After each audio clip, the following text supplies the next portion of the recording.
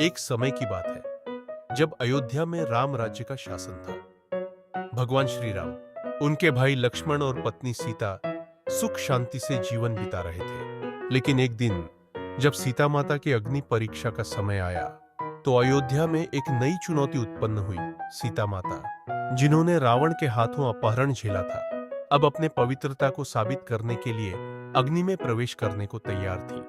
राम, जिन्हें सीता की पवित्रता पर पूरा विश्वास था, लेकिन समाज के दबाव के कारण उन्हें यह कठिन निर्णय लेना पड़ा। लक्ष्मण, जो हमेशा अपने भाई के साथ खड़े रहते थे, उनकी चिंता में डूबे हुए थे। पर भाई, क्या हमें इस परीक्षा की आवश्यकता है? पहला लक्ष्मण ने राम से पूछा। राम ने गहरी सांस लेते हुए कहा, लक्ष्मण, यह समाज का दबाव है। हमें सीता की पवित्रता साबित करने की आवश्यकता है। सीता माता ने अग्नि में प्रवेश किया और सबकी सांसें थम गईं। अग्नि में से सीता माता ने एक दिव्य रूप में प्रकट होकर सबको आश्वस्त किया। आज मैं पवित्र हूं और अग्नि ने मुझे स्वीकार किया है।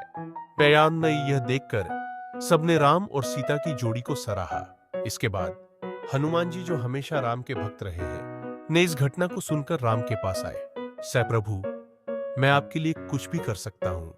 पद्यांती, राम ने हनुमान जी को गले लगाते हुए कहा, शाह, तुम्हारी भक्ति और प्रेम ने हमें इस कठिनाई से उबारा है। कुछ समय बाद सीता माता ने लव और कुश को जन्म दिया।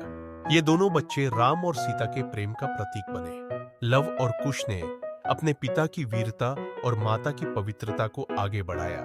इस प्रकार राम, लक्ष्मण, सीता, हनुमान, लव और कुश की कहानी ने अयोध्या में एक नई धारा का निर्माण किया,